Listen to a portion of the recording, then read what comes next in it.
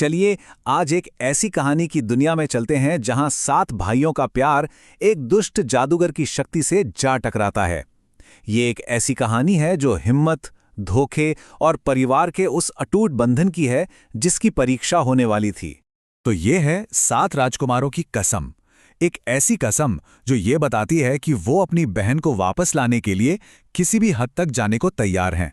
लेकिन ये समझने के लिए कि वो इस मुश्किल खोज पर क्यों निकले, हमें थोड़ा पीछे चलना होगा, उस वक्त में जब उनका राज्य अमन चैन से जी रहा था।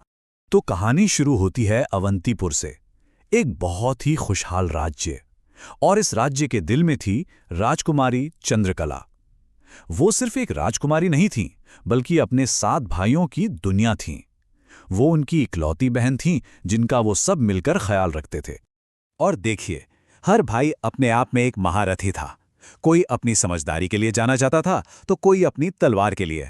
उन्होंने मिलकर राजकुमारी के चारों तरफ प्यार और सुरक्षा का एक ऐसा घेरा बना दिया था जिसे तोड़ना नामुमकिन सा लगता था।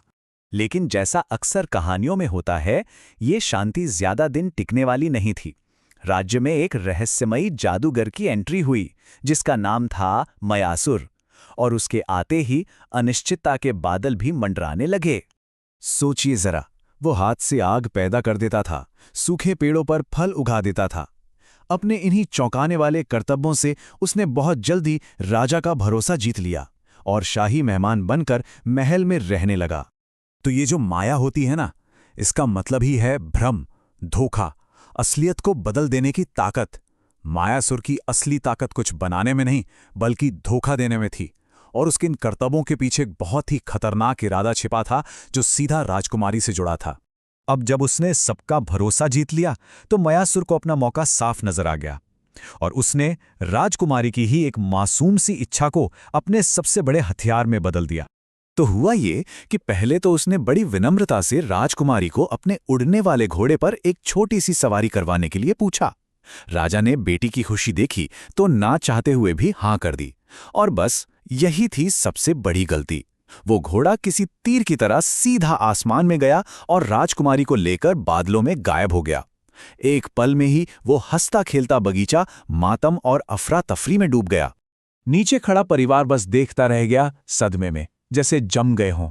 किसी को यकीन ही नहीं हो रहा था कि क्या हुआ। जो राज्य खुशियों में डूबा था, वहां अब सिर्फ दुख था। लेकिन ये दुख बहुत जल्द एक अटूट इरादे में बदलने वाला था। और यहीं पर भाइयों ने वो कसम खाई।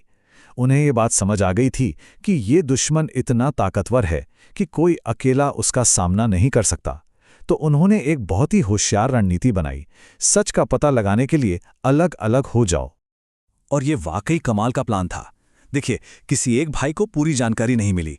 राजवर्धन को पता चला कि किला आसमान में है, नाम है मेघदुर्ग। तो भानुप्रताप ने मयासुर की ताकत का राज, वो काला क्रिस्टल, ढूंढ निकाला। देवदत्त को पता चला कि किले में जाने का रास्ता धरती से ही है और उसके लिए एक मंत्र चाहिए। मतलब हर भाई पहेली का एक एक टुकड़ा लेकर आया जिससे मिलकर ही पूरी तस्वीर बननी थी। और जब पहेली का आखिरी टुकड़ा जुड़ा तो असलियत सामने आई कि मयासुर अमर होने के लिए चंद्रकला की बलि देना चाहता था। अब सारे भाई एक साथ थे। उन्हें पता था कहाँ जाना है, कैसे जाना है, किसे निशाना बनाना है, और ये भी कि अब दांव पर क्या लगा है। तो बस अमावस्या की रात आई।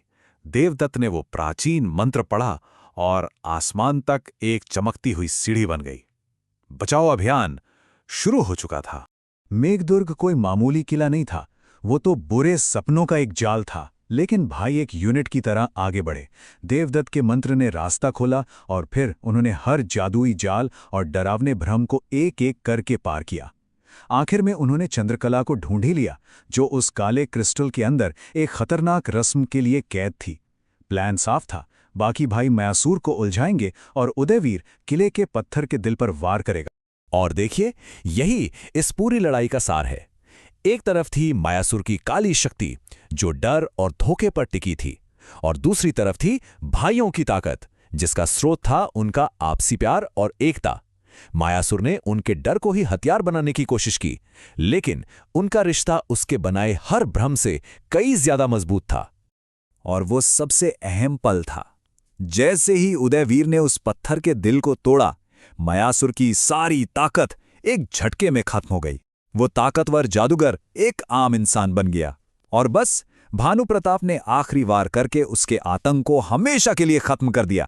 इसके बाद भाइयों ने क्रिस्टल को तोड़ा, अपनी बहन को आजाद कराया और ठीक उसी वक्त वहां से निकल गए जब वो बादलों का किला टूटकर हवा में गायब हो रहा था। जब वो अवंतीपुर लौटे तो ऐसा जश्न मनाया गया जैसा उस राज्य ने कभी नहीं देखा था। परिवार फिर से एक हो गया था। उनका स्वागत सिर्फ राजकुमारों की तरह नहीं, बल्कि उन हीरोज की तरह हुआ जो आसमान से अपनी बहन को वापस छीन लाए थे। तो इस पूरे खतरनाक सफर से उन्हें एक बहुत गहरा सबक मिला, एक ऐसा सबक जो आने वाली कई पीढ़ियों तक उनके राज्य की बुनियाद बना कि जब लोग प्यार और भरोसे के साथ एक मकसद के लिए साथ आते हैं तो वो एक ऐसी ताकत बन जाते हैं जिससे कोई बुराई हरा नहीं सकती। और ये एक बहुत बड़ी बात है जो इस कहानी से भी कहीं आगे जाती है। ये सोचने पर मजबूर करती है कि असली ताकत किसी एक में नहीं बल्कि एकता में है। तो सवाल यही है कि जब हम सब एक साथ खड़े हों तो ऐसी कौन सी बुराई है जो सच में हमारा सामना कर पाएगी।